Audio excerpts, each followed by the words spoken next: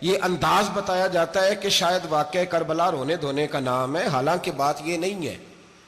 یزید کی لشکر جو امام حسین کے مقابلے میں آیا، امام حسین کے لشکر کی تعداد 72 تھی، تو یزید نے 22,000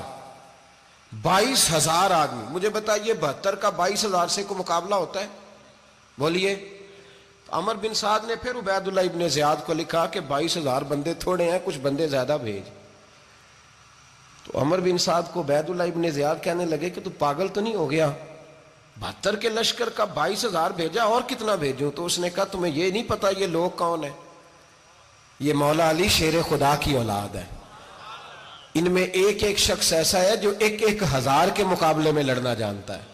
تو یہاں کمزوری دکھائی جاتی ہے، ہمارے بچے سمجھنے لگے ہیں کہ یہ شاید کوئی ایسی داستان ہے، اور اس طرح کا ماحول ٹی وی پہ میں دیکھ رہا تھا، اس طرح کا ماحول بنایا جاتا ہے جیسے کوئی خوف ہے، یعنی واقع کربلا کوئی ایسا واقعہ جسے دیکھ کے خوف طاری ہو جائے، بچے راتوں کو ڈریں، وہ اکیلے درخت دکھائے جا رہے ہیں اور تیر دکھائے جا رہے ہیں۔ او یار کیا قوم کی تربیت کر رہے ہیں؟ واقع کربلا حوصلے کا نام ہے، دلیری کا نام ہے۔ سنیں بات اصل میں کیا تھی، بڑے ٹھنڈے دماغ سے میری بات کو سمجھیے گا۔ حضرت مولا علی شیر خدا کے بعد مسلمانوں کے متفقہ امیر بنے تھے حضرت امیر معاویہ۔ انہیں امیر کس نے بنایا تھا؟ امام حسن نے، حضرت علی کے بڑے صاحبزادے۔ حضرت امام حسن نے ان سے صلح کی، انہیں خلافت دی، اور صحیح بخاری میں نبی پاک نے فرمایا تھا میرا بیٹا حسن سردار ہے، جب مسلمانوں کی جماعتوں میں لہو بہہ جائے گا تو حسن ان کی صلح کرا دے گا۔ وہ صلح امام حسن نے کرائی، جناب امیر معاویہ امیر بن گئے۔ حضرت امیر معاویہ رضی اللہ تعالیٰ عنہ بڑا پیار کرتے تھے نبی پاک سے، بڑا احترام کرتے تھے حضور کے خاندان کا۔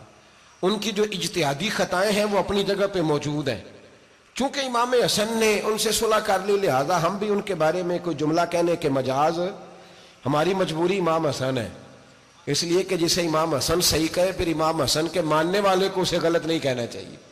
حضرت امیر معاویہ رضی اللہ تعالیٰ عنہ کا جب وصال ہوا تو حضرت امام حسن پہلے ہی ان سے وصال کر گئے، آپ کو زہر دے دیا کہ آپ شہید ہو گئے۔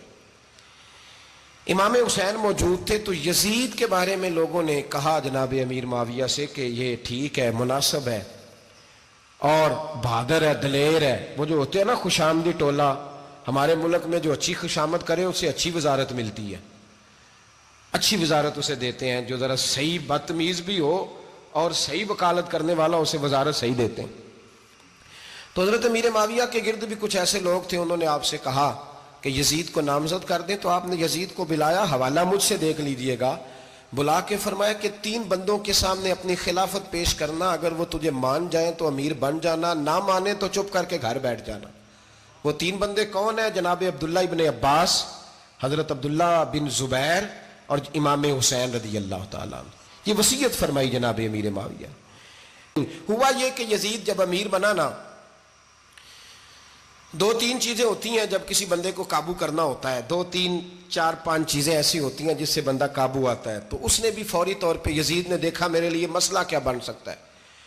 ولید بن عتبہ اس وقت مدینے کا گورنر تھا، یزید نے اس کو خط لکھا کہ امیر عرب کا رواج آج بھی ہے کہ جب تک نئے خلیفہ کی بیعت نہیں ہو جاتی پرانے کے انتقال کی خبر ہی نہیں دیتے، اس کو رکھے رکھتے ہیں، یہ ان کا طریقہ ہے۔ وہ کہتے ہیں کہ ولی عہد اچھی طرح قبضہ کر لے پھر بتائیں گے۔